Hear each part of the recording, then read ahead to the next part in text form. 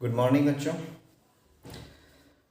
हम लोग कुछ बच्चों ने कहा था कि सर केमिस्ट्री की पढ़ाई कीजिए, फिज़िक्स की पढ़ाइए, मैथ ही पढ़ाइए। तो मैं मैथ का सीरीज़ तो चला रहा हूँ, लेकिन मैंने सोचा कि ज़्यादा रिक्वेस्ट कर रहे हो तो मैं केमिस्ट्री का भी सीरीज़ चलाऊँ। और यहाँ पे आप लोग देख रहे होंगे सारे इंग्लिश में है, तो डरने की कोई ज़रूरत नहीं है। बच्चों, आप लोग जब आगे बढ़ोगे, कुछ करना चाहोगे, जैसे डिप्लोमा या जामिया में या कहीं भी, तो आप लोग को वहाँ पे इंग्लिश ज़्यादा आसान लगेगी हिंदी के बनस्पत। आप लोग को अभी लग रहा है क्योंकि आप लोग अभी 10th पढ़ के आए हैं, लेकिन आप अगर हम मुझ पे यकीन करते हैं तो मेरी बात मानिए, क्योंकि मैं भी बिहार बोर्ड से हूँ। लेकिन जब मैं इंग्लिश से क्वेश्चन सारे करने लगा और पढ़ने लगा तो मुझे इंग्लिश ज़्यादा समझ में आता है हिंदी के बनस्पत। तो हम लोग देखिए, मज़ा आया तो ठीक है, मैं इस सीरीज को चलाऊँगा। अगर नहीं मज़ा आया तो मैं फिर ड्रॉप कर दूँगा। तो जिसको जिसको अच्छा लगे वो मुझे कमेंट करेंगे कि हाँ सर आप इसको कंटिन्यू कीजिए, नहीं तो फिर मैं मैथ का सीरीज ही कंटिन्यू करूँगा। आप जैसे ये लेक्चर 10 लेक्चर हो जाए और 10 लेक्चर जब पढ़ लें तो फिर मुझे बता देंगे सर इस आप लोग मेजोरिटी में कमेंट करेंगे सर मुझे पसंद आ रहा है, आप कंटिन्यू रखिए या नहीं। ठीक है, ठीक है।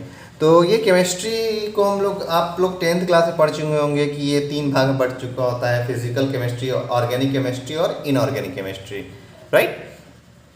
तो फिजिकल केमिस्ट्री में हम लोग क्या करते हैं? फिजिकल केमिस्ट्री रसायन शास्त्र केमिस्ट्री का वो हम थोड़ा हिंदी इंग्लिश अभी दोनों चलेंगे, धीरे धीरे मैं इंग्लिश में कन्वर्ट होऊंगा।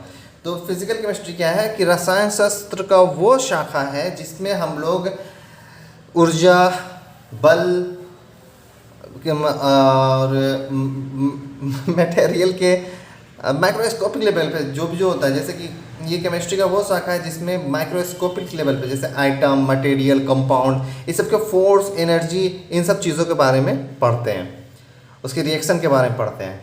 फिर आता है ऑर्गेनिक केमिस्ट्री। ऑर्गेनिक केमिस्ट्री का वो ब्रांच है जिसमें हम लोग पढ़ते हैं कार्बन के बारे में, जितना भी ऑर्गेनिक मटेरियल है उसके बारे में, कार्बन के ऑर्गेनिक कंपाउंड के स्ट्रक्चर के बारे में। तो ऑर्गेनिक केमिस्ट्री में स्ट्रक्चर के बारे में पढ़ा जाता है कि कैसे वो स्ट्रक्चर फॉर्म होता है, कैसे कार्बन एक दूसरे से बॉन्ड से जुड़ा होता है। ठीक है। अब तीसरा है इनऑर्गेनिक कंपाउंड या इनऑर्गेनिक केमिस्ट्री। यहाँ पे कंपाउंड नहीं होगा, यहाँ पे केमिस्ट्री होगा, इनऑर्गेनिक केमिस्ट्री। तो इनऑर्गेनिक केमिस्ट्री क्या होता है? इनऑर्गेनिक केमिस्ट्री में हम लोग केमिस्ट्री का वो शाखा है जिसमें हम लोग मटेरियल के प्रॉपर्टी के बारे में पढ़ते हैं, मेटल के प्रॉपर्टी के बारे में पढ़ते हैं कि कब चमकेगा, कब वो निष्क्रिय होगा, जैसे नॉन रिएक्टिव होगा, यही सब के बारे में। ठीक है। तो मैं ये सीरीज़ शुरू करूँगा ऑर्गेनिक केमिस्ट्री को लेकर, क्योंकि जो जेईई मेन की तैयारी कर रहे हैं या डिप्लोमा की तैयारी कर रहे हैं वो उसमें क्वेश्चन फिजिकल और ऑर्गेनिक ज़्यादा और होता है, और इनऑर्गेनिक जो होता है रट्टा मार सब्जेक्ट होता है। ठीक है। इनऑर्गेनिक ज़्यादातर आपको पीरियोडिक टेबल को रटना पड़ेगा। तो ऑर्गेनिक समझने वाली चीज़ है, तो मैं समझा के पढ़ाना चाहूँगा इसे। ठीक है। ऑर्गेनिक केमिस्ट्री ये हो गया आपका। ऑर्गेनिक केमिस्ट्री में सबसे पहले मैं पढ़ाऊँगा नोमेनक्लेचर के बारे में, ठीक है।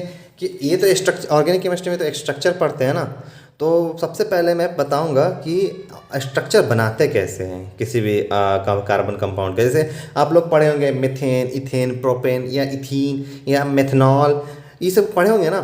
तो ये कभी माइंड पे क्लिक किया कि ये सब बनता कैसे है, कैसे ये कार्बन एक दूसरे को जुड़ के, जैसे यहाँ पे है, ये है, ये है, ये देख के लग रहा होगा क्या है ये, कैसे है। तो यहाँ पे कोना पे कार्बन होता है, मैं आगे बताऊंगा ये सब कोने पे कार्बन होता है, आगे मैं पढ़ाता जाऊँगा, बताता जाऊँगा, और ये सब लिखना भी सिखाऊंगा, कैसे लिखते हैं, कैसे बनाते हैं। तो अब कोई बोलेगा मेथेन को हिंदी में तो मेथेन ही कहते हैं, इथेन ही, प्रोपेन ही होगा। तो जब आप ये समझ सकते हैं तो कुछ भी समझ सकते हैं ना। तो ठीक है।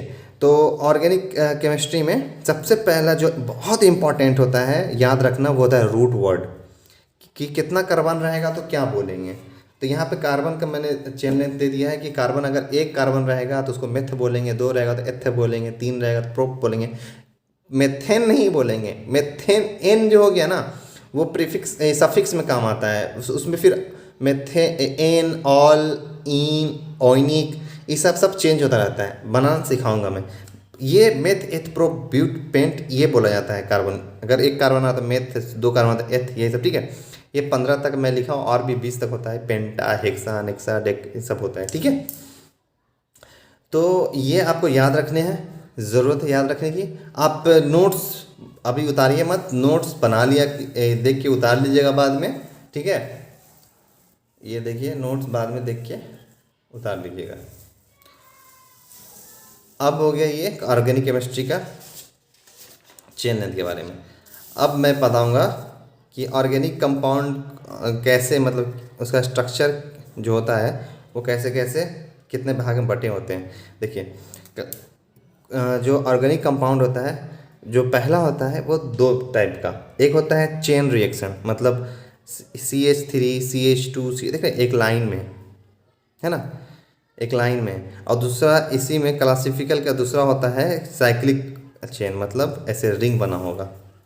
तो ये होता है क्या, क्लासिफिकेशन बेस्ड ऑन स्ट्रक्चर, मतलब इसमें आप कोई अलग से कोई फंक्शनल ग्रुप जैसे अल्कोहल, अल्डिहाइड, ये सब नहीं रहता है इसमें। नॉर्मल सिर्फ कार्बन और हाइड्रोजन रहता है, और ऑक्सीजन भी रहता है। तो इसमें फंक्शनल ग्रुप नहीं रहता, जैसे अलग से फंक्शनल ग्रुप को अलग से कहते हैं, जैसे अल्कोहल एक फंक्शनल ग्रुप हो गया, अल्डिहाइड एक फंक्शनल ग्रुप हो गया, कीटोन एक फंक्शनल ग्रुप हो गया, तो वो हम लोग पढ़ेंगे, ठीक है।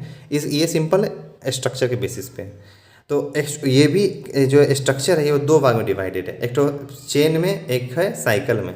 चेन में ओपन खुला हुआ चेन सिर्फ चेन वाइज बनता चला जाएगा, चेन बनाते हैं ना, एक दूसरे को पकड़ते रहते हैं, तो एक कार्बन एक दूसरे को पकड़ता चला जाएगा। और जो साइक्लिक होगा वो रिंग बनाएगा, वो इधर एक लाइन में नहीं होगा, वो गोल गोल रिंग बनाएगा, ठीक है। और साइक्लिक दो में भागा होता है, एक होमोसाइक्लिक एक हेक्टोसाइक्लिक। इसके बाद इसको हम अगले लेक्चर में पढ़ेंगे, अभी ये दोनों के बारे में पढ़ते हैं, ठीक है। ये देखिए मैंने इसके लिए भी आपको नोट्स उतार लेना है, आपको समझने की ज़रूरत है बस अभी। एसाइक्लिक क्या होता है, these are compound in which the carbon item linked with each other in such a manner that molecule having an open chain structure. Acyclic का मतलब क्या होता है, एसाइक्लिक मतलब जो साइकिल टाइप में हो, जो रिंग नहीं बनाता हो, जो एक लाइन में हो, जो अभी मैंने ऊपर समझाया, ठीक है। ये है, ये फंक्शनल ग्रुप जुड़ी है, ये फंक्शन, यही ओ एच हो ना फंक्शनल ग्रुप, ये नहीं होना चाहिए था, ठीक है। हो गया CH3। अब साइक्लिक भी क्या बता चुके हैं कि रिंग बना होता है, वैसा कार्बन जब जो एक दूसरे से जब जुड़ेगा तो एक रिंग बनाएगा, वैसा कंपाउंड जब कार्बन एक दूसरे से जुड़ेगा तो रिंग बनाएगा। तो बच्चों ये मैंने पहले लेक्चर में बताया, अब हमको बताइए कैसा लगा, और ये सब कैसे कैसे बन रहा है मैं अगले लेक्चर में बनाना सिखाऊंगा, ठीक है। तो थैंक यू, पसंद आए तो लाइक कीजिए, नए हो तो सब्सक्राइब कीजिए, और ये सीरीज आगे बढ़ेगा। 10 लेक्चर मैं पढ़ाऊँगा, 10 लेक्चर के बाद आप लोग जजमेंट कीजिएगा। अगर 50 बच्चों ने भी व्यूज़ किया तो मैं इसको रेगुलर रखूँगा, ठीक है। ठीक है, थैंक यू।